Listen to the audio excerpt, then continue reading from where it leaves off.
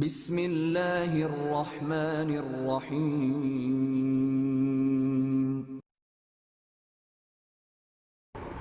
نحمده ونصلي على رسوله الكريم وعلى آلہ وصحبہ اجمعین۔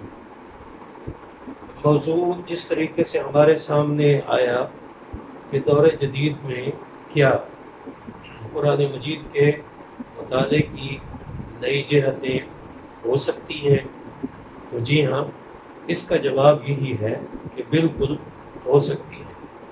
ہم خود قرآن پاک سے پوچھ لیتے ہیں کہ قرآن مجید کا مطالعہ محدود ہے یا لامحدود ہے۔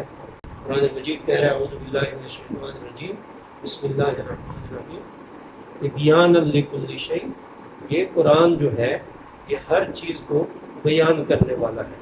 قرآن مجید کا یہ اعجاز ہے کہ وہ ہر چیز کی تفاصیل بیان نہیں کرتا۔ بعض علماء نے فرمایا کہ تبیانا لکل شیء کا مطلب یہ ہے کہ دینی احکام اس کے اندر سارے کے سارے موجود ہیں۔ ٹھیک ہے، یہ بات مان لیتے ہیں۔ دوسرے محققین نے فرمایا کہ نہیں، کائنات کی تمام چیزوں کا بیان اس کے اندر موجود ہے۔ تو دونوں میں تھوڑا سا اختلاف تو ہے، لیکن میرا خیال ہے یہ لفظی اختلاف ہے، مفہوم اور معنی کے لحاظ سے کوئی اختلاف نہیں ہے۔ اگر دینی احکام ہی کی بات ہو کہ قرآن مجید ان کی ہر چیز کو بیان کرتا ہے، تو دینی احکام صرف نبی کریم صلی اللہ علیہ وسلم کے عہد مبارک تک محدود نہیں ہے، بلکہ جب تک انسان باقی ہے، جب تک یہ کائنات باقی ہے، اس وقت تک دینی احکام کی ضرورت پڑتی رہے گی۔ تو پھر بھی بات وہی ہوئی کہ نبی کریم صلی اللہ علیہ وسلم کے عہد مبارک سے لے کر قیامت تک کے لیے یہ قرآن مجید مؤثر ہے، رہنما ہے، معلم ہے، سکھانے والا ہے، اور اس کا مطالعہ جو ہے وہ مفید ہے، غیر مفید نہیں ہے۔ پھر اس کا طریقہ کیا ہو سکتا ہے؟ وہ بھی قرآن مجید نے نبی کریم صلی اللہ علیہ وسلم کو خود بتلایا، اور وہ طریقہ یہ فرمایا سورہ نحل میں وَأَنزَلْنَا إِلَيْكَ الذِّكْرَ لِتُبَيِّنَ لِلنَّاسِ مَا نُزِّلَ إِلَيْهِمْ وَلَعَلَّهُمْ يَتَفَكَّرُونَ۔ ہم نے یہ ذکر آپ کی طرف نازل کیا، اس کو قرآن بھی کہا جاتا ہے، اس کو ذکر بھی کہا جاتا ہے، اس کے اور بھی بہت سارے نام ہیں۔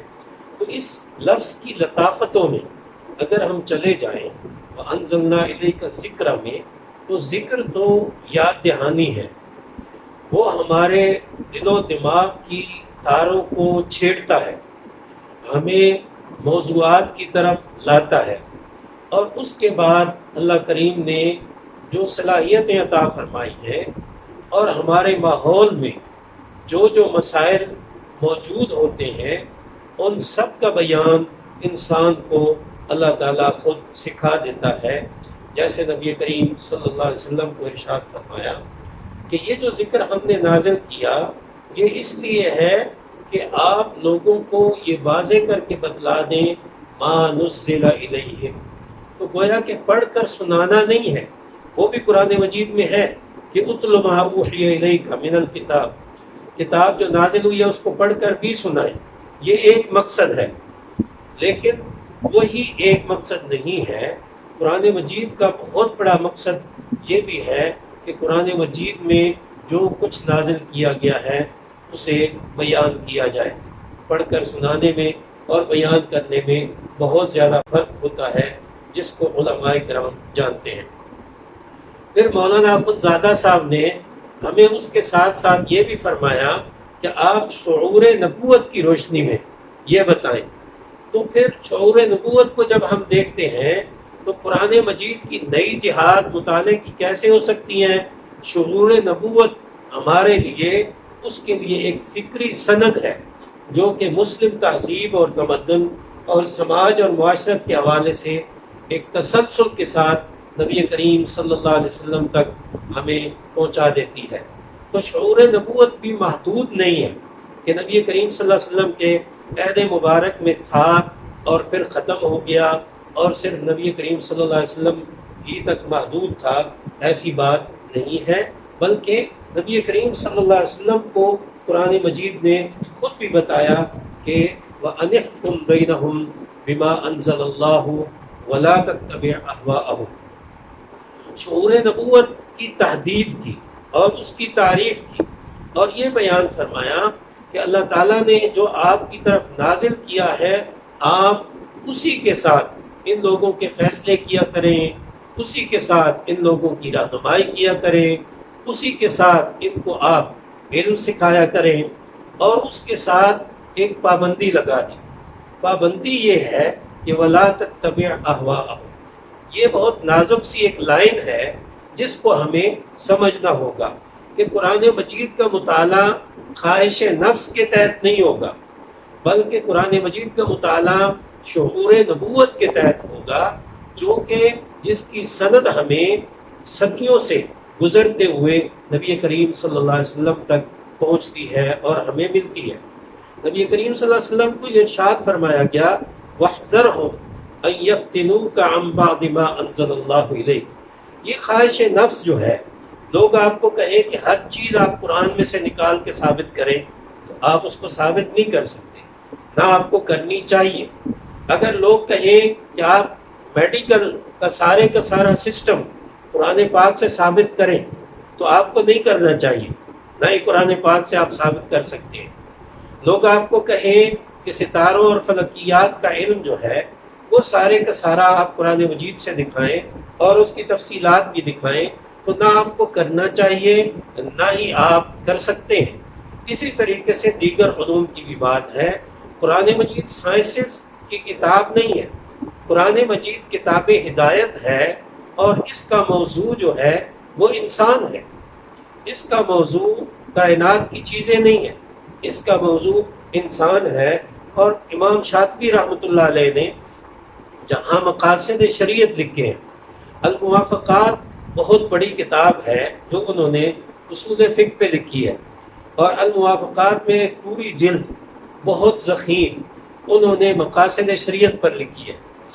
اس مقاصد شریعت کی کتاب کے اندر انہوں نے ایک مقصد یہ بھی لکھا ہے علوم شریعت کے آنے کا، کہ وہ علوم شریعت اس انداز سے اللہ تعالیٰ نازل فرمانا چاہتے ہیں کہ انسانوں کی سمجھ میں آ جائے، اور اس کا ایک مقصد یہ بھی ہے کہ انسانوں کی سمجھ میں آ کر انسان رضاکارانہ طور پر ان پر ایمان لائیں اور ان کے اوپر عمل کرنے کے لیے تیار ہو جائیں۔ مقصد یہ ہے کہ وہ کوئی ایسی زبان نہ ہو کہ لوگ اسے سمجھ نہ سکیں، ایسے محاورے اس میں استعمال نہ کیے جائیں کہ لوگ اسے سمجھ نہ سکیں، اور ایسی اصطلاحات استعمال نہ کی جائیں کہ لوگ سمجھ نہ سکیں۔ شریعت کے اندر اللہ تعالیٰ نے وہی باتیں بتائی ہیں جو کہ نبی کریم صلی اللہ علیہ وسلم کے عہد مبارک میں سمجھی جاتی تھی۔ اس کی تفصیل امام شاطبی نے بیان کی کہ لوگ ستاروں کو دیکھ کر راستہ اور وقت معلوم کیا کرتے تھے، اللہ تعالیٰ نے ستاروں کا ذکر فرمایا۔ لوگ تجارت کے معاملات کیا کرتے تھے اور اسی سے اپنے لین دین کو سمجھا کرتے تھے، اللہ تعالیٰ نے اس کا ذکر قرآن مجید میں فرمایا۔ اس وقت کے لوگ جو ہیں وہ سمندر کے سفر کیا کرتے تھے اور کشتیاں بناتے اور ان میں سفر کرتے تھے، اللہ تعالیٰ نے اس کا ذکر قرآن مجید میں کیا۔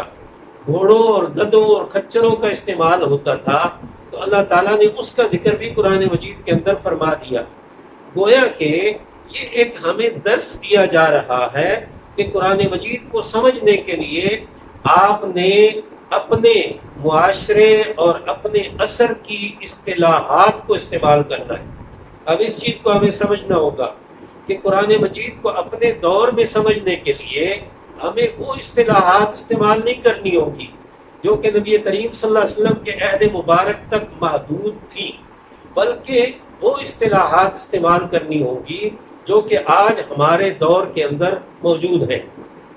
ایک مثال عرض کرتا ہوں کہ ایک ساتھی کا پی ایچ ڈی کا تھیسس میرے پاس آیا وائوا لینے کے لیے، ابھی اس کا وائوا لینا باقی ہے۔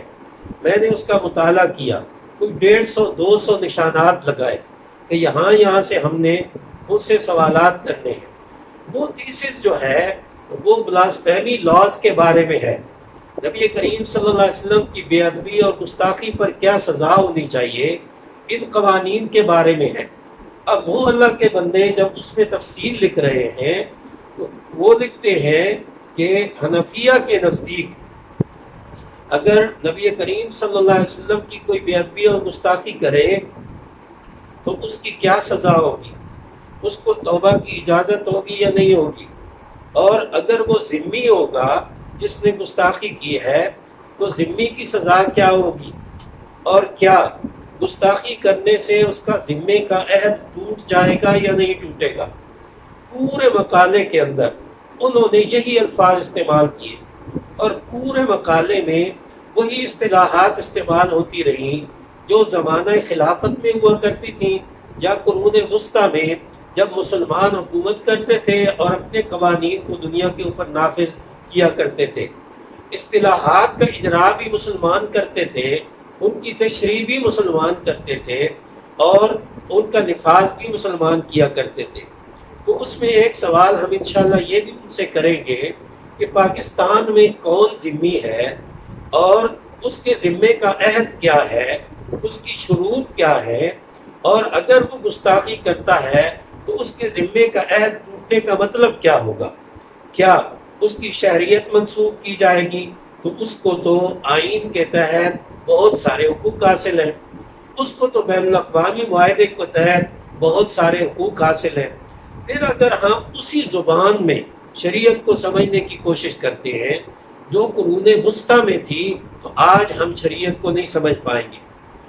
آج ہم ندی کے دو کناروں کی طرح ہوں گے جو ساتھ ساتھ دوڑ تو رہے ہیں لیکن کسی جگہ پہ ملتے نہیں ہیں۔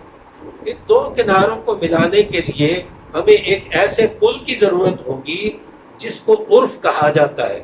فقہا نے اس کا نام عرف رکھا ہے، اور ہر زمانے کا عرف جو ہے وہ شریعت کے احکام کو سمجھنے کے لیے ضروری ہوتا ہے۔ قرآن مجید کے مطالعے کی نئی جہتیں جب ہم تلاش کریں گے تو اس کے لیے ہم نے اصطلاحات دور جدید کی استعمال کرنی ہے، لیکن احکام وہی ہوں گے جو اللہ تعالیٰ نے نازل فرمائے ہیں۔ نصوص کے احکام کو ہم تبدیل نہیں کر سکیں گے، نصوص کی تعلیمات کو ہم تبدیل نہیں کر سکیں گے۔ ایک اور مثال عرض کر دیتا ہوں، غالباً سورہ رات کی آیت کریمہ ہے، اور شاید ہم نے کسی موقع پر کسی مجلس میں کرونا سے بچاؤ کے لیے اس آیت کا تذکرہ کیا بھی تھا۔ قرآن مجید میں اللہ تعالیٰ فرماتے ہیں لَهُ مُعَقِّبَاتٌ مِّن بَيْنِ يَدَيْهِ وَمِن خَلْفِهِ يَحْفَظُونَهُ مِنْ أَمْرِ اللَّهِ۔ اللہ تعالیٰ نے کچھ ایسی چیزیں پیدا کی ہوئی ہیں جو کہ انسان کی حفاظت کرنے کے لیے تسلسل کے ساتھ اس کے پاس آتی رہتی ہیں اور انسان کی اللہ کے امر سے حفاظت کرتی ہیں۔ اللہ کے امر سے حفاظت کا ایک مطلب مفسرین نے یہ بتایا ہے کہ اللہ کا امر ہوتا ہے کہ اس کی حفاظت کی جائے تو وہ حفاظت کرتے ہیں۔ دوسرا مطلب مفسرین نے بیان کیا ہے کہ اللہ کا امر موت ہے، اور جب تک اس کی موت کا وقت نہیں آتا تو یہ چیزیں جو ہیں موت سے اس کی حفاظت کرتی جاتی ہیں۔ امام ابن العربی نے کسی موقع پر کہا تھا کہ موت کا وقت جو ہے وہ خود انسان کی موت سے حفاظت کرتا ہے، یعنی جب تک وہ وقت آ نہیں جاتا تو وہ اس سے پہلے موت آنے سے انسان کی حفاظت کرتا رہتا ہے۔ اب یہ جو لہو معقبات ہے، اس کا معنی مفسرین نے اس کی تفسیر بیان کی ہے کہ اس سے مراد فرشتے ہیں۔ اچھی بات ہے، فرشتے ہم مراد لے لیتے ہیں۔ حدیث شریف میں یہ بھی آتا ہے کہ معقبات جو ہیں وہ سبحان اللہ ہے، الحمدللہ ہے، لا الہ الا اللہ ہے، اور اللہ اکبر ہے۔ یہ بھی حدیث شریف میں آتا ہے، یہ بھی بہت اچھی بات ہے۔ ان چیزوں کو ہم پڑھیں تو ہم جناب مصیبتوں سے بچ سکتے ہیں، ہم کرونا سے بھی بچ سکتے ہیں، ہم اور مصیبتوں سے بھی بچ سکتے ہیں۔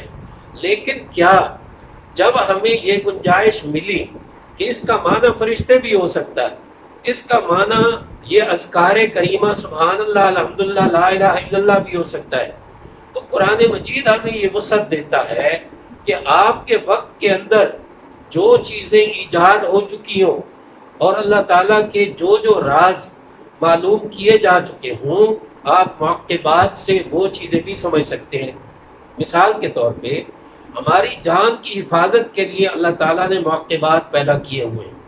اب ہمیں ڈاکٹر بتاتے ہیں کہ آپ کی جان کو بچانے کے لیے آپ کا بلڈ پریشر جو ہے اس کا اتنا لیول ہونا چاہیے، آپ کا شوگر جو ہے اس کا اتنا لیول ہونا چاہیے، آکسیجن لیول اتنا ہونا چاہیے، ٹیمپریچر لیول آپ کے اندر اتنا ہونا چاہیے، آپ کے ریڈ بلڈ سیلز جو ہیں وہ اتنے ہونے چاہیے، آپ کے وائٹ بلڈ سیلز جو ہیں وہ اتنے ہونے چاہیے۔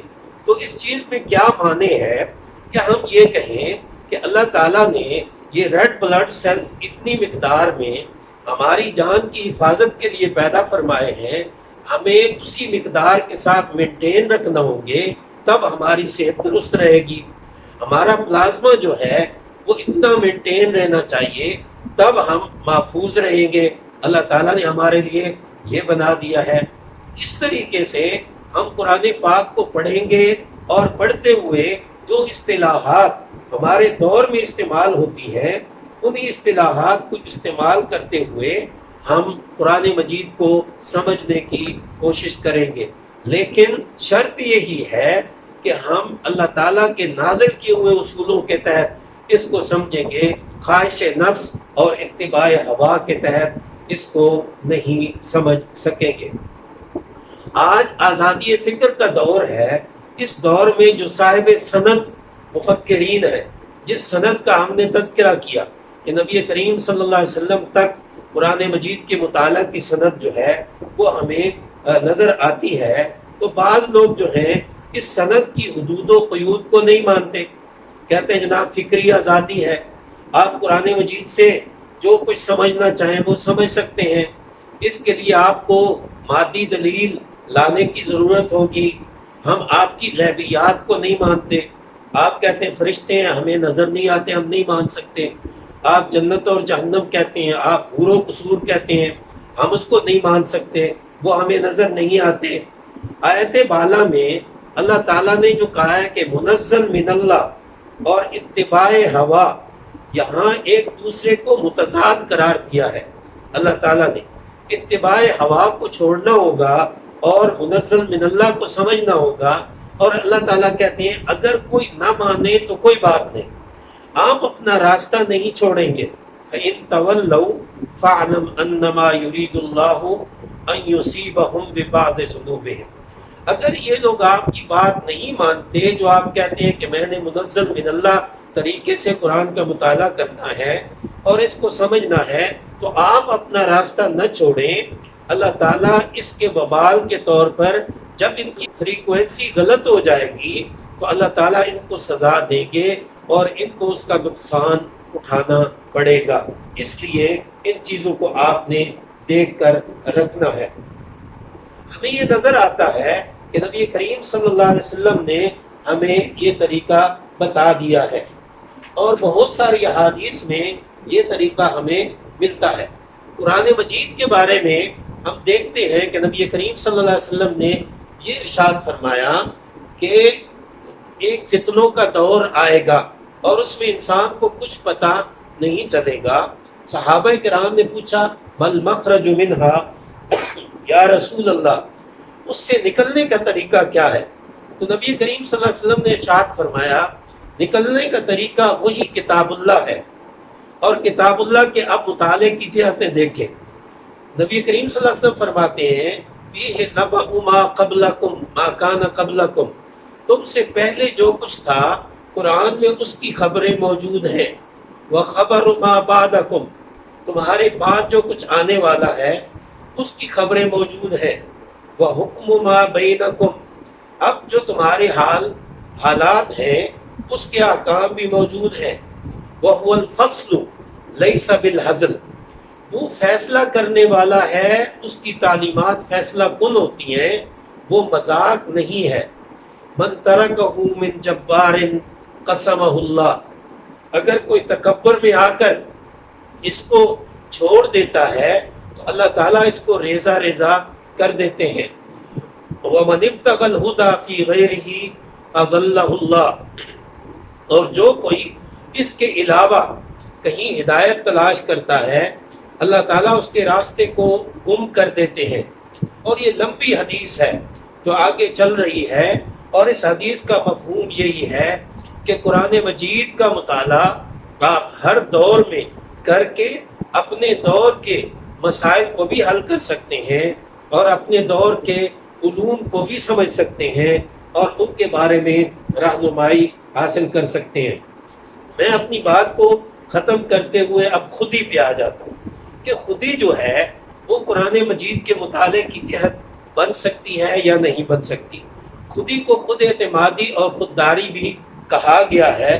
جو چیزیں میں نے لکھی ہوئی ہیں وہ تو اب ٹائم لیں گی، تو 2-3 چیزیں عرض کر دیتا ہوں کہ اس خود اعتمادی اور خودداری کو حاصل کیسے کیا جا سکتا ہے۔ نبی کریم صلی اللہ علیہ وسلم نے اس کا ہمیں طریقہ بتایا ہے اور قرآن مجید نے بھی اس کے بارے میں ہمیں بتایا ہے۔ نبی کریم صلی اللہ علیہ وسلم نے ہمیں یہ بتایا کہ الید العلیا خیر من الید السفلی، اوپر والا ہاتھ جو ہے وہ نیچے والے ہاتھ سے بہتر ہوتا ہے۔ اگر آدمی زندگی کا اصول اس کو بنا لیتا ہے کہ میرے پاس پیسہ ہو یا نہ ہو، میرے پاس وسائل ہوں یا نہ ہوں، میں لینے والا نہیں بنوں گا، میں دینے والا بنوں گا، تو وہ کیسے ہو سکتا ہے؟ قرآن مجید نے ہمیں بتایا ہے۔ مشہور واقعہ ہے کہ نبی کریم صلی اللہ علیہ وسلم نے اعلان فرمایا کہ میرے پاس مہمان آئے ہیں، ان مہمانوں کو اپنا مہمان کون بنائے گا؟ ایک صحابی نے مہمان بنایا۔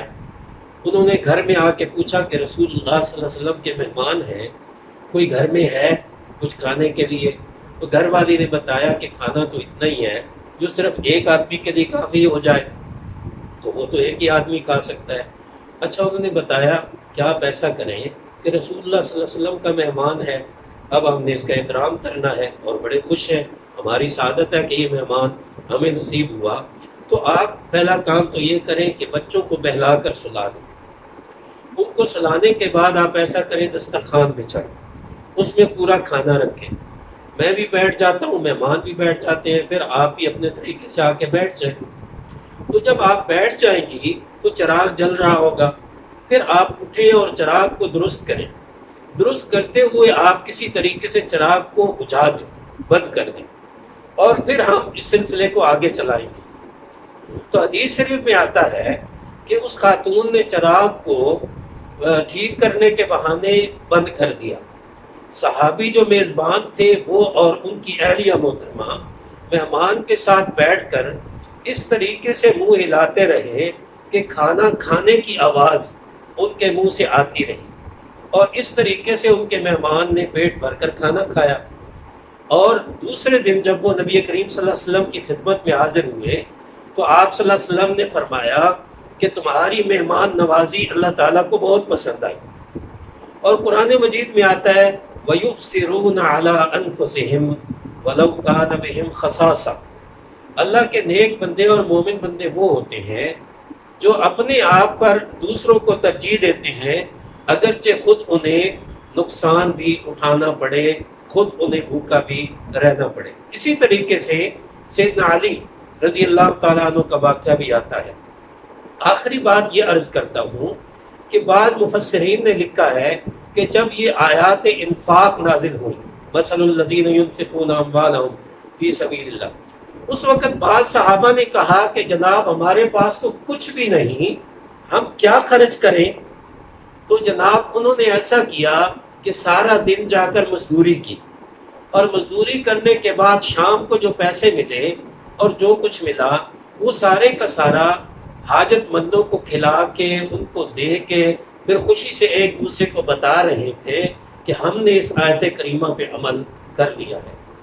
تو خودی قرآن مجید کا موضوع ہے، خودی قرآن مجید کے مطالعے کی بہت بڑی جہت ہے، اور خودی کو حاصل کرنے کا طریقہ یہ بتایا گیا ہے کہ ہم گیونگ ہینڈ بن جائیں، ٹیکنگ ہینڈ نہ بنے، خواہ انفرادی طور پر یا قومی سطح پہ۔ ہمارا قومی المیہ یہ ہے کہ ہم کھانا پینا اچھا رکھتے ہیں، ہم اپنے دفاتر کی ڈیکوریشن پہ توجہ دیتے ہیں، گھروں کی ڈیکوریشن پہ توجہ دیتے ہیں، اور قومی سطح پہ ہم قرضے میں ڈوبے ہوئے ہوتے ہیں۔ اگر ہم سب مل کر نبی کریم صلی اللہ علیہ وسلم والا یہ طریقہ اختیار کر لیں، اگر پیسہ اور مادی چیزیں نہیں ہیں کسی کا ٹیلی فون ہی سن لیں، اس کو اچھی بات ہی بتا دیں، چند قدم کسی کے لیے ہم چل لیں. اور نبی کریم صلی اللہ علیہ وسلم نے جو ارشاد فرمایا لا تحتقرن من المعروف شیئا ولو ان تلقى اخاك بوجه طلق، کہ معروف اتنا سا بھی کم نہ سمجھو، حقیر نہ سمجھو کہ کوئی آپ کو ملنے کے لیے آئے اور آپ مسکرا کر اس کا استقبال کر لیں. اگر ہم ان چیزوں کو اختیار کریں تو یہ میرے نزدیک خودی بھی ہوگی اور خودی کو اختیار کرنے کا طریقہ بھی ہوگا. اور قرآن مجید کا مطالعہ ہم اس طریقے سے کر کے اپنے آج کے حالات کا حل بھی نکال سکتے ہیں. میں معذرت چاہتا ہوں کہ طویل موضوع کو میں مختصر نہیں کر سکا کوشش کے باوجود، اور آپ حضرات کی سمجھ خراشی ہوئی. اللہ تعالیٰ آپ کو جزائے خیر دے. بہت شکریہ. وما علینا الا البلاغ المبین. میں پروگرام کے اختتام پہ ڈاکٹر اکرام اللہ یاسین صاحب کے پاس جاؤں گا کہ ظاہر ہے بہت طویل گفتگو ہم نے سنی بھی اور ہمارے دوستوں نے پیش کی اور اس پہ سوالات اور کمنٹس بھی آئے ہیں. ایک بہت دو بنیادی سوالات اگر ہم سوالات کا خلاصے کے طور پہ لیں، اسے ایڈریس کر کے ڈاکٹر صاحب سے 2-3 منٹ میں ہم چاہیں گے پھر ہم اس کو کلوز کر لیں گے. کہ ایک سوال یہ ہے کہ کیا آج جو سائنسی تقاضے ہیں وہ مسلمان کیسے پورے کریں گے، اور دوسرا یہ ہے کہ آج کی زندگی میں جو ویژن ہے، جو ضرورت ہے ایک فہم یا رخ درست کرنے کے لیے ایک مسلمان کا، وہ مرد ہو یا خاتون ہو، جوان ہو، پڑھا لکھا ہو یا عام آدمی ہو، اس سے قرآن مختصر طور پہ کیا ویژن دیتا ہے 21ویں صدی میں؟ ڈاکٹر اکرام اللہ یاسین صاحب. بسم اللہ الرحمن الرحیم. بہت شکریہ. سائنس کا تو ایک تحقیق کا طریقہ ہے اور وہ آج سے شروع نہیں ہوا. یونانیوں کی سائنس پہلے سے بہت زیادہ مشہور تھی. مسلمانوں نے اس پر بھی تحقیقات کی، تراجم بھی کیے اور اس کو بہت زیادہ آگے بھی بڑھایا. بغداد اور قرطبہ اور غرناطہ سائنس کے بہت بڑے مراکز ہوا کرتے تھے. اور آج بھی قرطبہ میں ایک ایسا پل موجود ہے جو فرناس بن عباس کے نام سے ہے، جس نے سب سے پہلے اڑنے کی کوشش کی. اور ایویشن کی ہسٹری آپ لکھتے ہیں جب کمپیوٹر میں تو آپ کو سب سے اوپر عباس بن فرناس کا نام نظر آتا ہے. اس کا تو وہی طریقہ ہے، اسی کے مطابق چلنا ہے. جب ہم قرآن مجید کو دیکھتے ہیں تو قرآن مجید نے بھی ہمیں بتایا ہے سائنس کیا ہے. سائنس تو چیزوں کے مطالعے اور انکشاف کا نام ہے، کوئی چیزیں بنانے کا نام نہیں ہے. اسمبلنگ اور چیز ہوتی ہے، چیزوں کی تخلیق کرنا اور بنانا اور چیز ہوتی ہے. اسمبلنگ انسان کرتا ہے، کر سکتا ہے، لیکن بنائی ہوئی تو ساری چیزیں اللہ تعالیٰ کی ہیں. لیکن ہمارا مقصد جب ہم قرآن کا مطالعہ کر رہے ہیں تو جو چیز ہمیں سائنسی نظر آتی ہے، جو چیز ہمیں جدید نظر آتی ہے، ان سب چیزوں کو دیکھنے کے بعد ہمارے لیے اصل چیز تو ہے کہ ہم ہدایت حاصل کریں. تو قرآن مجید نے ہمیں بتایا ربنا ما خلقت هذا باطلا سبحانک فقنا عذاب النار. اس سے پہلے تفکر فی الارض ہے، تفکر فی السماء ہے. ہر چیز میں غور کریں. غور کرنے کے بعد یہ نہیں کہا کہ آپ اللہ تعالیٰ سے دور ہو جائیں یا ان چیزوں کو استعمال کر لیں اور بس کافی ہے. استعمال کرنا تو ایک عام سی چیز ہے. ہر چیز اللہ تعالیٰ نے آپ کے لیے بنائی ہے. خلق لکم ما فی الارض جمیعا، زمین میں جو کچھ ہے وہ آپ کا ہے، آپ کے لیے بنایا ہے. یہ تو مسئلہ ہی نہیں ہے، سوال ہی نہیں ہے. سوال یہ ہے کہ جب آپ کو کوئی نئی چیز ملتی ہے تو پھر آپ کیا کریں گے. اس میں یہ ہے کہ آپ فوراً اللہ تعالیٰ کی طرف رجوع کریں گے کہ اللہ تعالیٰ نے یہ چیزیں بے فائدہ نہیں بنائی اور دنیا کی ہر چیز جو ہے وہ فائدے والی. اسی طریقے سے اللہ تعالیٰ نے ارشاد فرمایا الم تروا ان اللہ سخر لکم ما فی السماوات وما فی الارض واسبغ علیکم نعمہ ظاہرۃ وباطنہ. اللہ تعالیٰ نے اپنی نعمتیں تمہارے اوپر وافر مقدار میں بھیج دی ہیں، اور وہ نعمتیں یکدم آپ کے سامنے نہیں آتی.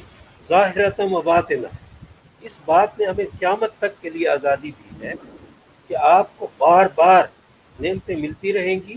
کچھ نعمتیں ایسی ہوں گی جو اپنے وقت پر خود بخود باہر آ جائیں گی، کچھ ایسی ہوں گی جو آپ تلاش کریں گے.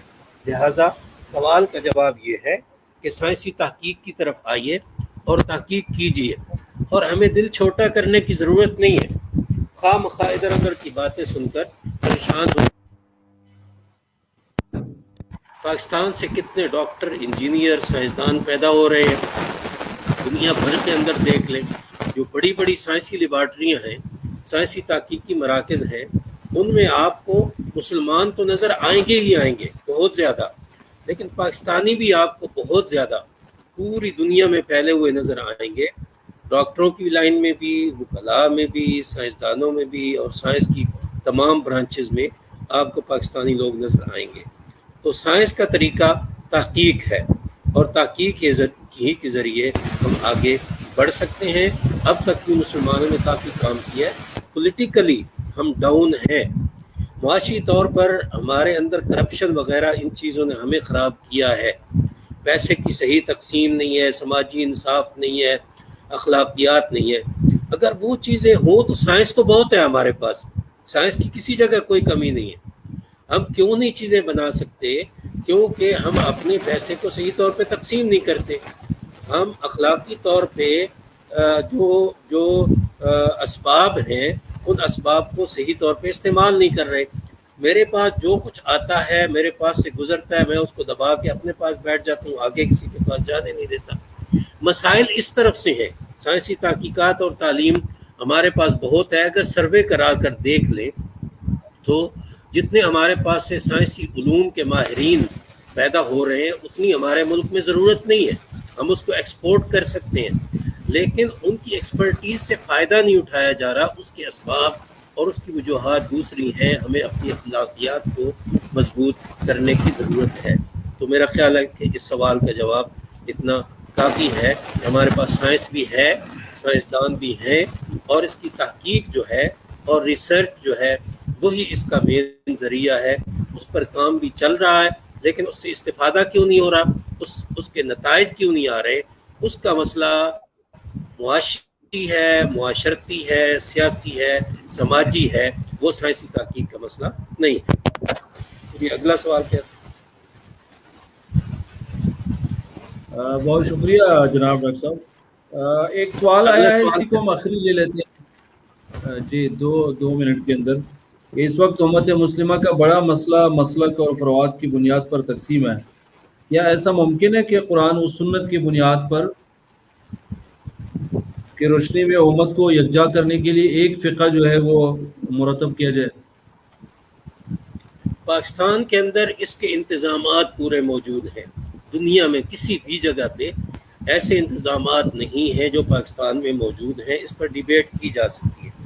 پاکستان کے دستور کے اندر پروویژنز ہیں، پاکستان کے اندر ادارے بنے ہوئے ہیں، اور علامہ اقبال کے نقطۂ نظر کو سامنے رکھتے ہوئے ہماری جو مقننہ ہے وہ ہمارا اجتہادی ادارہ ہے، اور اس کے اندر علامہ اقبال نے تصور یہی پیش کیا تھا کہ اجتہاد کو انفرادی عمل کے طور پر ختم کر دیا جائے، افراد سے اس کا اختیار لے لیا جائے، اور ایک ادارے کو اس کا اختیار دے دیا جائے۔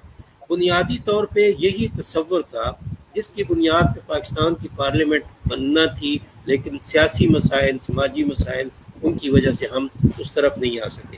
پورا دستور ہمارا، قرارداد مقاصد کو دیکھیں تو وہ کہتی ہے کہ مسلمانوں کی انفرادی اور اجتماعی زندگیاں دینی احکام کے مطابق بنانے کے لیے اقدامات کیے جائیں گے، یہ ریاست کا فرض ہے۔ اچھا، پہلے ہم کہتے رہتے تھے کہ یہ تمہید ہے، یہ آپریٹو پارٹ نہیں ہے۔ جنرل ضیاء صاحب نے اس کو تمہید سے اٹھایا، آپریٹو پارٹ میں ڈال دیا، آرٹیکل 2A ہو گیا۔ اچھا جی، اب تو اس میں کوئی رکاوٹ نہیں ہے، اب تو ہماری پارلیمنٹ کی بھی ذمہ داری ہے، ہماری بھی ذمہ داری ہے، تو وہ ہم کر سکتے ہیں۔ اسی طریقے سے آرٹیکل 2 جو ہے ہمارے دستور کا، وہ ہمیں کہتا ہے کہ اسلام جو ہے وہ پاکستان کا ریاستی مذہب ہے۔ ریاستی مذہب ہے تو اس کا مطلب یہ ہے کہ صرف نماز روزے تک محدود نہیں ہے، ہماری معیشت، ہماری معاشرت، ہماری عدالتیں، ہماری سیاست، ہماری ہر چیز جو ہے وہ اسلام کی پابند ہے۔ اور قرارداد مقاصد کیا کہتی ہے کہ یہ ایک مقدس امانت ہے، اقتدار اعلیٰ جو ہے، اور عوام کے نمائندے اس کو استعمال کریں گے within the limits prescribed by him، ان حدود کے اندر رہتے ہوئے جو اللہ تعالیٰ نے مقرر کر دی ہیں جو اللہ تعالیٰ نے بتا دی ہیں. اور اس کی جو تعبیر کی تھی علامہ محمد اسد نے 1947 میں جب ڈپارٹمنٹ آف اسلامک ریکنسٹرکشن بنا تو انہوں نے علامہ اقبال کے تصور کو عملی جامہ پہنانے کی کوشش کی اور انہوں نے اپنے بروشر میں لکھا کہ ہم درخواست کر رہے ہیں تمام مسالک سے کہ وہ اپنے بہترین قسم کے ذہن اور مقتدر قسم کے علماء ہمارے پاس بھیجیں. ہم کمیٹیاں تشکیل دے رہے ہیں. ان کے ذمے کام یہ ہوگا کہ اپنے صرف دلائل اور نصوص جو ہے فروع نہیں، دلائل اور نصوص کو جمع کریں اور ان سب کو جمع کر کے ہم اس مجموعے کی بنیاد پر قانون سازی کریں گے. پھر عملی طور پر ایسا ہوا بھی کہ جب دستور بن رہا تھا تو تمام مکاتب فکر کے علماء نے مل کر 22 نکاتی پروگرام پیش کیا. پھر تمام مکاتب فکر کے علماء نے مل کر یہ طے کیا کہ پاکستان میں جو قانون سازی ہوگی وہ قرآن و سنت کی بنیاد پہ ہوگی. یہ میکنزم سارے کا سارا ہمارے پاس موجود ہے. اس قسم کا میکنزم شاید دنیا میں کسی جگہ پہ موجود نہیں ہے. ضرورت اس بات کی ہے وکلاء حضرات، جج صاحبان، مفتی صاحبان یہ جمع ہو جائیں اور اخندزادہ صاحب آپ اگر اپنے پروگراموں میں ان حضرات کو لا کے صرف اسی پر ڈیبیٹ کروائیں، انشاءاللہ ہم بھی حاضر ہوں اس کے اندر کہ یہ جو دستوری تقاضے ہیں ان کو کس طریقے سے پورا کیا جا سکتا ہے. انگریز نے اپنے زمانے میں شروع میں ایک کام کیا تھا کہ وہ فیصلے تو اپنے جج صاحبان سے کرواتے تھے، لیکن اس کے ساتھ ساتھ انہوں نے ہندوؤں کا ایک عالم جو ہے اس کو بھی عدالت میں بٹھایا ہوتا تھا اور دینی مسائل وہ بتاتا تھا، اور مسلمانوں کا ایک مفتی بٹھایا ہوا ہوتا تھا اور دینی مسائل جو ہے وہ بتایا کرتا تھا. کافی عرصہ انگریز کا عدالتی نظام جو ہے وہ اس طریقے سے چلتا رہا ہے. اور ہم تو قائل ہیں اس بات کے کہ آزاد کشمیر نے اس میں لیڈ لی ہے. آزاد کشمیر میں جج صاحبان کے پاس اور ان فیصلے جی یہ سسٹم ہمارے پاس اب بھی موجود ہے. آزاد کشمیر میں ہم اس سے شروع کر سکتے ہیں اور ہمارے دستور کے اندر میکنزم موجود ہے اور ہمیشہ ایسا ہوا ہے کہ علماء کے 22 نکات جو ہیں وہ تمام مکاتب فکر کے علماء نے تیار کیے. اسلامی نظریاتی کونسل اور اس سے پہلے جتنے مماثل ادارے آئے ہیں اس کے اندر تمام مکاتب فکر مل کر فیصلے کرتے رہے اور آج بھی کر رہے ہیں. دستور نے اتنا کہا ہے کہ جو کامن لا ہوگا وہ تمام مذاہب کے لوگ مل کر ایک ہی بنائیں گے، لیکن جو پرسنل لاز ہوں گے اس میں ہم اختیار دے رہے ہیں کہ کوئی اقلیت ہو یا کوئی مسلم مکتب فکر ہو وہ اپنے پرسنل مسائل میں اپنی تشریح کر سکتے ہیں. اور یہ کوئی مشکل کام نہیں ہے، یہ تو بہت آسان کام ہے. اسی طرز پہ ہم کام کر سکتے ہیں، لیکن ضروری ہوگا کہ ہم مفتی صاحبان کو، جج صاحبان کو اور اچھے پڑھے لکھے وکلاء کو ایک جگہ پہ جمع کریں. انشاءاللہ ہم اس کی اسکیم بنا سکتے ہیں، انشاءاللہ ہم اس کو آگے بڑھا سکتے ہیں. اور اسلامی نظریاتی کونسل کی جو سفارشات ہیں وہ ایک بہت بڑا فقہی مجموعہ ہے جو کہ تمام مکاتب فکر کے علماء نے اور جج صاحبان نے مل کر تیار کیا ہے. بسم اللہ کیجئے، اس کو اپنے ہاں رواج دیجئے، مفتی صاحبان کو کہیے کہ وہ اس کو دیکھ کر اپنے فتوے دیا کریں. کام آسان ہوگا. پاکستان میں اس کے سارے وسائل جو ہیں وہ موجود ہیں. پھر آپ کے پاس فیڈرل شریعت کورٹ ہے، پھر آپ کے پاس لا اینڈ جسٹس کمیشن ہے جو کہ سپریم کورٹ کے تحت ہے. اسی طریقے سے آپ کے پاس جناب شریعہ اپیلیٹ بینچ ہے. یہ ساری کی ساری ایسی چیزیں ہیں کہ ہم اپنے قوانین کو اور پورے کے پورے سسٹم کو ایک ہی فقہ کے تحت لا سکتی ہیں، اور وہ فقہ جو ہے وہ قرآن و سنت کی فقہ.